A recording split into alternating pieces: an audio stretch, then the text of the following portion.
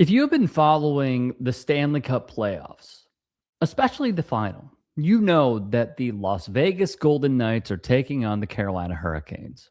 And if you have been online at all throughout these playoffs, the name Carter Hart has probably come up. Last night, he came up again.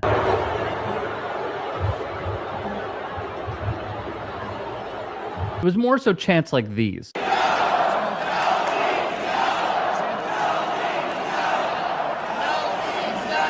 So if you are unaware, if you have no idea why Canes fans are chanting this, I am going to break this all down for you so you are not only informed, but also understand why so many in sports and specifically the hockey world are taking aim at Carter Hart. First off, we have an entire organization that is intentionally shielding him from being asked any questions about his past. Kristen Raworth, apologies if I didn't say that correctly, would quote tweet the first one, which was from Corey Lavalette, which said, Vegas PR staff shut down any questions to Carter Hart about the Hockey Canada court case. And then Raworth said they're cowards. They signed him. They chose to advocate for him. They cover for him. Hockey culture at its finest. I'll get into that as well. So Mark Lazarus, who has done a fantastic job serving as a reporter and a journalist within hockey.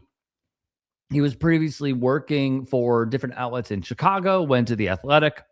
And this story came about in September 2025 to give one some perspective on how the Golden Knights shield their starting netminder away from an ounce of scrutiny or even being asked objective questions via Lazarus. The Knights asked me to leave their practice facility and revoke my credential because I asked one of their players about the Hockey Canada 5.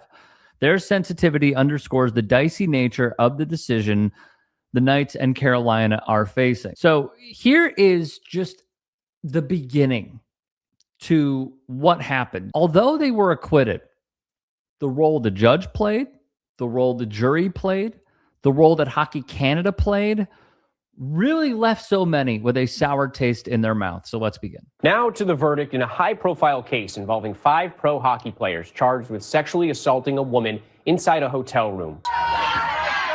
The players, who starred on teams from the Flyers and Flames to the Devils and Senators, were charged with sexually assaulting a woman in a hotel room in Ontario in 2018 while playing for the Canadian World Junior team.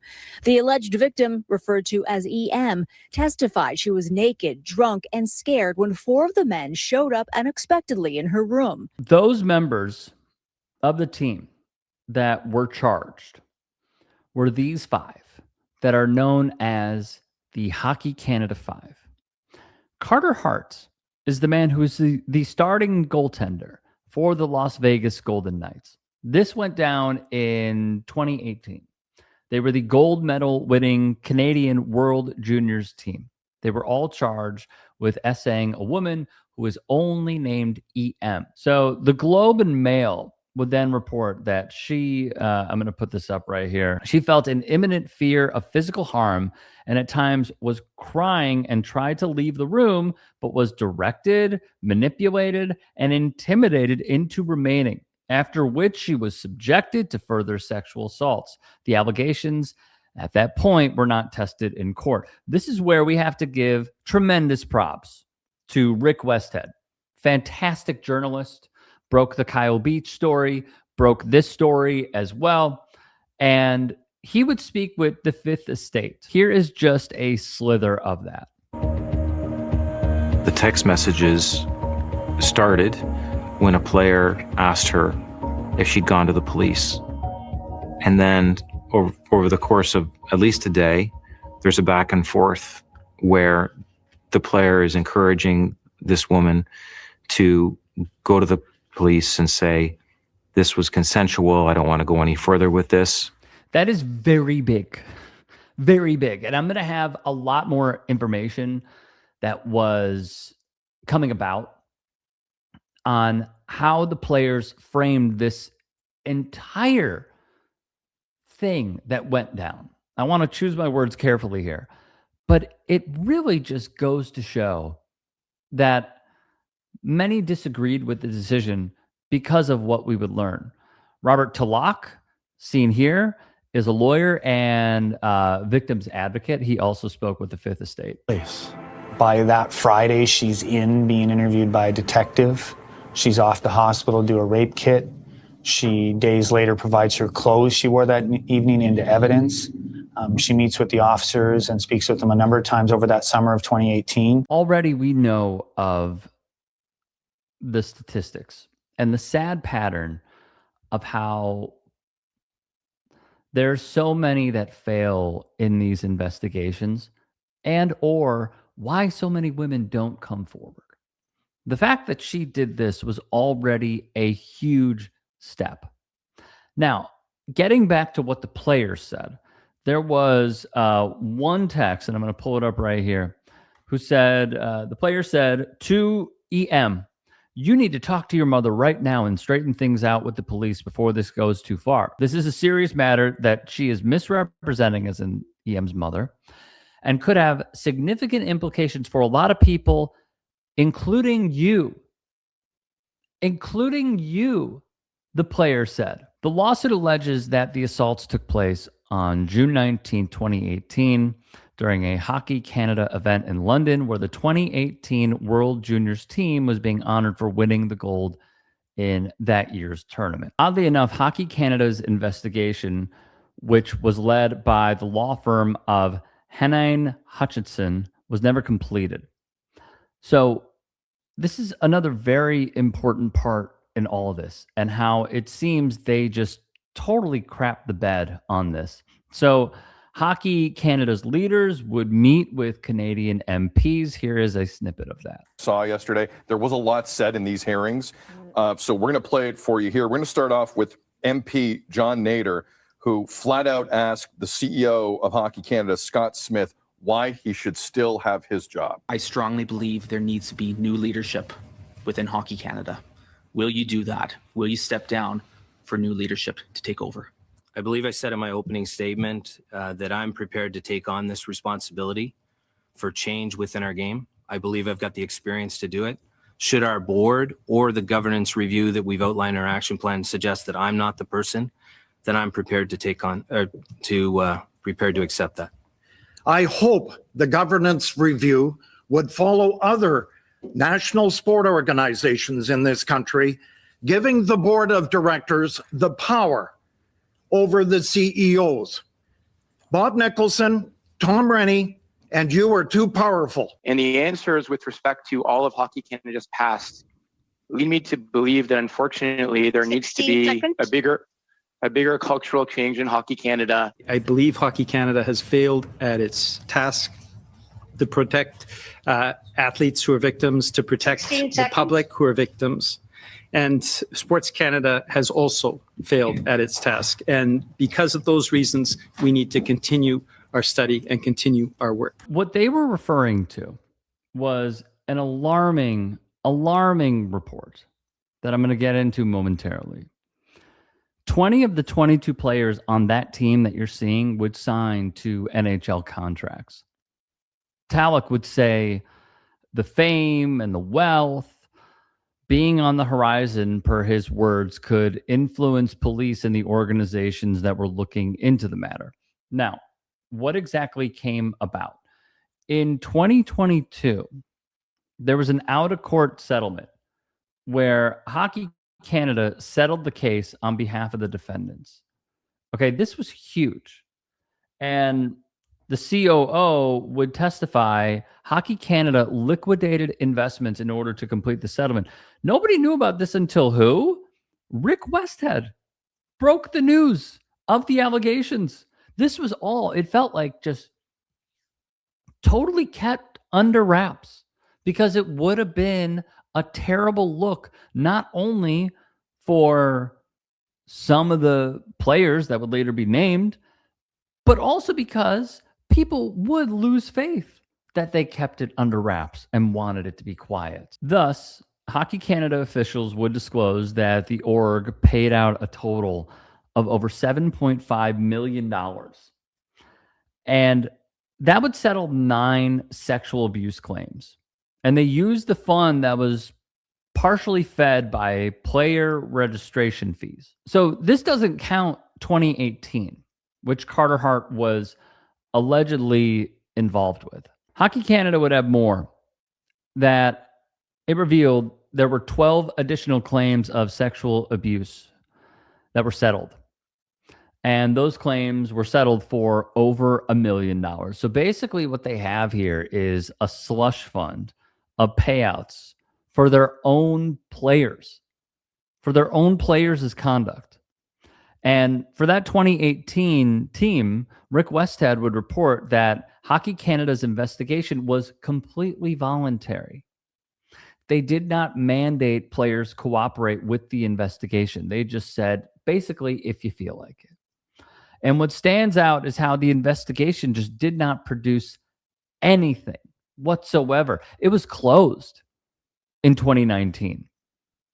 And it felt like to many supporters that it was just being swept under the rug completely. And thus in 2022, the investigation would be reopened. 5 players would be charged. The Athletic reported the juries were dismissed not once, but twice, following complaints from jurors that defense attorneys acted inappropriately. They were making faces at them, etc. In the first incident, the judge would declare a mistrial because a juror alleged improper communications between one of the defense attorneys and a juror during a lunch break. Odd.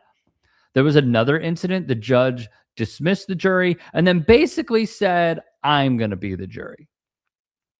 That was something that both teams agreed on, which I think the prosecution would probably like to have back because of all this. So then the BBC would put in their write-up this. The central issue of the trial was whether EM, who was 20, had consented to every sexual act in the hotel room. And the court heard that the woman met the players at a bar, went back to the hotel room to have consensual sex with McLeod.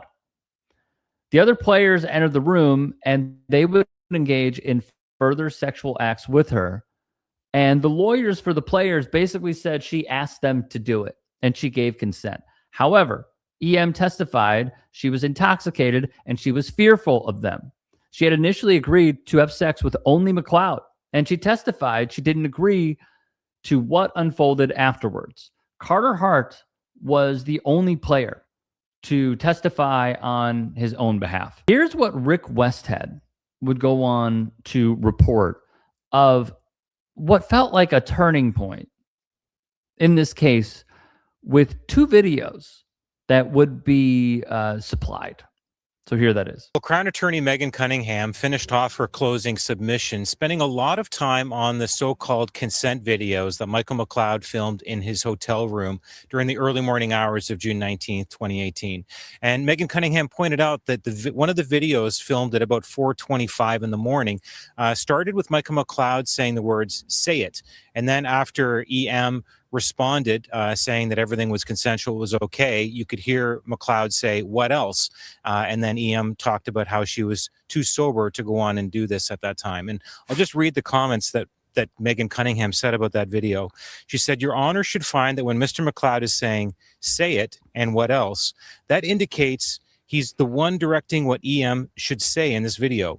If she's been begging people for sex, calling them out for not doing stuff with her, why would he be telling her to say it's all consensual and it was fine, I enjoyed it? Wouldn't we expect him to get her to confirm that she was the one asking people to do stuff, or to confirm that she was begging for sex all night?" See, that is a huge point. That Michael McLeod Mr. McLeod was saying to EM on video, "Say it," inferring essentially, per the Crown, that this was their, for lack of a better term, get out of jail free card. Because the judge would speak on this. And her ruling was damning for the Crown. She would go on to say that, well, first from the BBC, while under Canadian law, the videos did not establish consent, the judge said EM was speaking normally, smiling, and she did not appear to be in distress. Now, I want to be clear about this. I am not a lawyer. I refer to those who are the professionals in the space. And for that, I turn to Daphne Gilbert, University of Ottawa law professor, who spoke on this. And here's what she said. Legally speaking, they have very little relevance because consent has to be ongoing and contemporaneous with the sexual activity, and you have to be consenting to every single thing that is happening to you. There's no such thing as advanced consent, and there's no thing as after the fact consent either.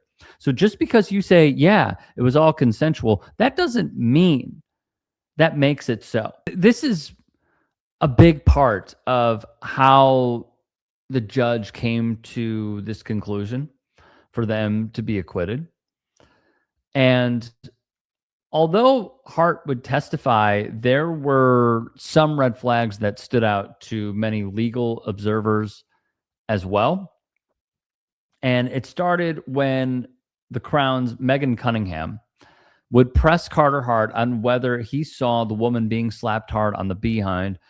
He admits he was drunk and he only has flashes, but he said he had no recollection of that happening. It's hard to say because I don't think anybody would have done anything to hurt her. That was disputed by someone who was in the room with him who also plays for the Las Vegas Golden Knights right now. That person would not be charged, but they sent a text message basically saying, I can't believe how hard he was slapping her on the behind. It looked like it really hurt.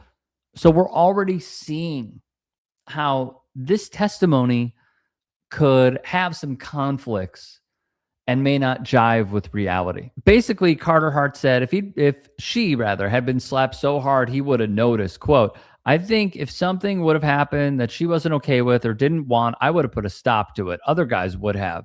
I would have left. I don't think I would have stayed in the room as long if that happened. Again, there is a text message from a current teammate of his who disputes all of this. He also says he doesn't remember. So this is, this is basically who do you really put stock into?